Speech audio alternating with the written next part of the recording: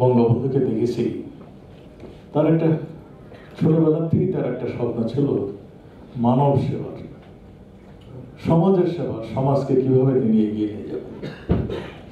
আমি যারা আজকে সমাজ সেবার জন্য ব্রত নিয়ে আজকে নেমেছেন তাদেরকে বলবো, বঙ্গবন্ধুর অসমাপ্ত আত্মজীবন এটা যেন পড়েন।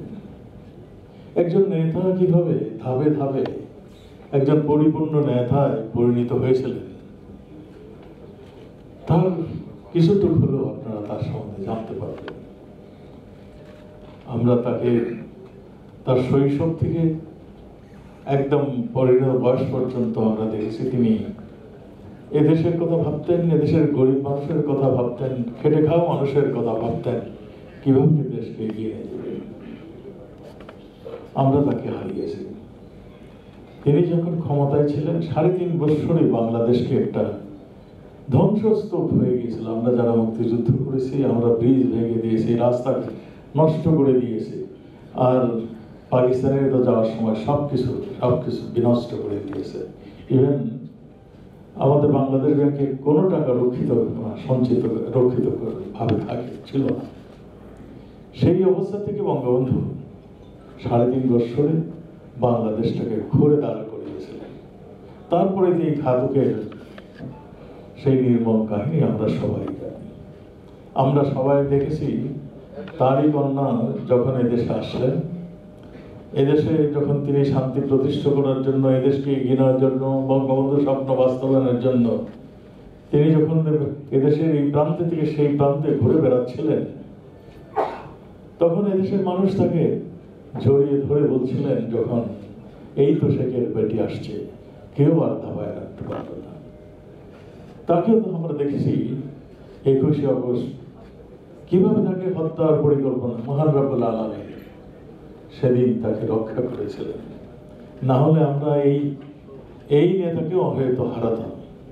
তাহলে কি হতো? বাংলাদেশ যেই অন্ধকারে ছিল, যেই তিমিরে ছিল, সেই তিমিরেই আমরা থাকতাম। আমরা এই মাননীয় প্রধানমন্ত্রীর নেতৃত্বে আমরা দেখেছি আজকে তিনি বদলে দিয়েছেন বাংলাদেশকে, যেটা তিনি বলেছিলেন বদলে দিয়েছেন বলেই আজকে আমরা একটা সুন্দর বাংলাদেশ পেয়েছি। আমাদের সারা পৃথিবীতে আমাদের একটা অবস্থান ছিল যে আমরা হাত পাতা জাতি।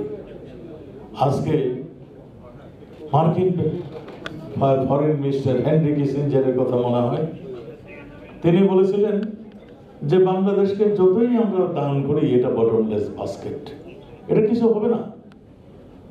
আর তারই প্রেসিডেন্ট বারাক ওবামা আজকে বলছেন, তোমরা যদি তোমাদের দেশকে এগিয়ে নিয়ে যেতে চাও, তোমরা যদি সত্যিকারে তোমার দেশকে ভালোবাসো, এগিয়ে নিয়ে যেতে চাও, তাহলে শেখ হাসিনার বাংলাদেশে যাও।